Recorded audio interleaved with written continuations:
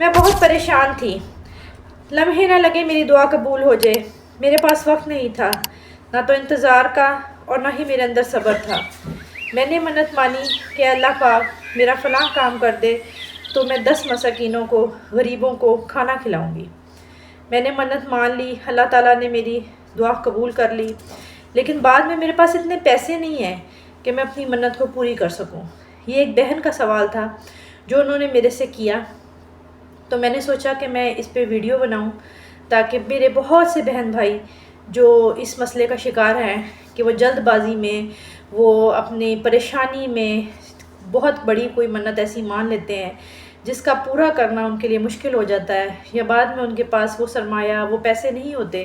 جس کے ذریعے وہ اپنی منت کو پورا کر سکیں۔ تو یہ ویڈیو آپ کے لیے ہے۔ اس ویڈیو کو اینڈ تک دیکھیے گا، اور اس ویڈیو کو اگر آپ کو ویڈیو پسند آئے تو صدقہ جاریہ کے طور پہ اپنے دوستوں کو شیئر کیجیے گا تاکہ آپ کے دوست بھی اس ویڈیو سے فائدہ اٹھا سکیں۔ بہت ہی مستند کتاب۔ اب میں اس بہن کی سوال کا آپ کو جواب دیتی ہوں کہ اگر یوں منت مانی کہ 10 مساکینوں کو کھانا کھلاؤں گی، اور اگر دل میں کچھ خیال یہ نہیں تھا کہ ایک وقت کھلاؤں گی کہ 2 وقت کھلاؤں گی،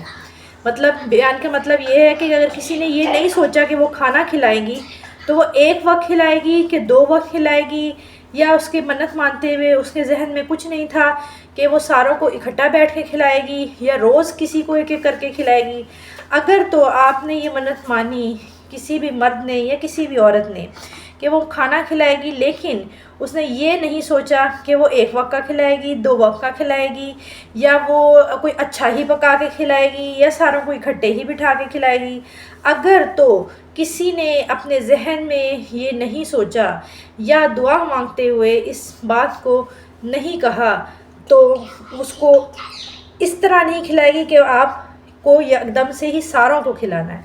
اگر آپ کے پاس پیسے نہیں ہیں، اگر آپ کے پاس سرمایہ نہیں ہے، تو آپ نے جو منت مانی تھی کہ میں 10 غریبوں کو، 10 مساکینوں کو کھانا کھلاؤں گی، تو وہ آپ نے ان کو تھوڑا تھوڑا وقتاً فوقتاً بھی کھلا سکتے ہیں۔ اگر یہ مانا کہ کچا اناج دے گی،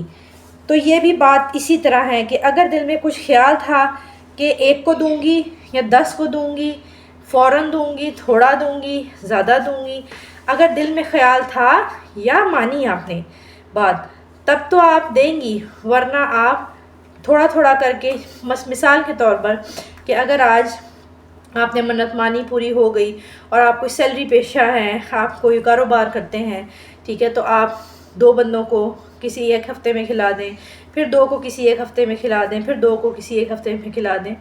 اور تو اس طریقے سے آپ کھانا ان کو کھلا سکتے ہیں۔ اب دوسرے مسئلے کی طرف، ایک اور میری بہت اچھی بہن ہے، انہوں نے جو ہے وہ میرے سے پوچھا کہ اگر منت مان لیں کہ بہت سے لوگ ہوتے ہیں جو مزاروں پہ جا کے منت مانتے ہیں، ان کو یہ لگتا ہے ہم اس پیر کے پاس گئے تھے، ہم اس مزار کے اوپر گئے تھے تو ہم نے منت مانی ہے، ہم نے وہاں منت چڑھانی ہے، تو اس کے بارے میں مسئلے کو بیان کریں۔ اللہ تعالیٰ کے علاوہ کسی اور سے منت ماننا مطلب یوں کہے کہ اے بڑے پیر میرا یہ کام ہو جائے تو میں یہ بات کروں گی، یا قبروں اور مزاروں پر جانا، جہاں جن رہتے ہوں وہاں جانا اور درخواست کرنا حرام اور غیر شرعی ہے۔ آپ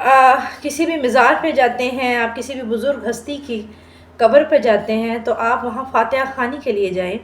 آپ دعا کریں وہاں جا کے، ان کے لیے بھی اور تمام مسلمانوں کے لیے بھی، لیکن وہاں جا کے منت ماننا اور وہاں جا کے یہ کہنا کہ میں ادھر ہی چڑھاوے چڑھاؤں گی یا میں یہ کروں گی، تو یہ غیر شرعی اور حرام ہے۔ ایسی منت کا کوئی وجود نہیں ہے۔ تو میری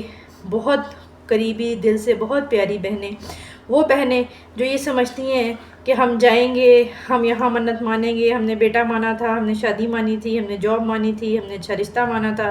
تو ہم اس جگہ پہ جا کے اپنی منت کو پورا کریں گے، تو یہ غیر شرعی اور حرام کام ہے۔ ہاں، آپ صرف منت مان سکتے ہیں، لیکن وہ اللہ سے دعا کر سکتے ہیں کہ اللہ پاک میرا فلاں کام ہو جائے، میری یہ مشکل حل ہو جائے، تو میں اتنا درود پاک پڑھوں گی،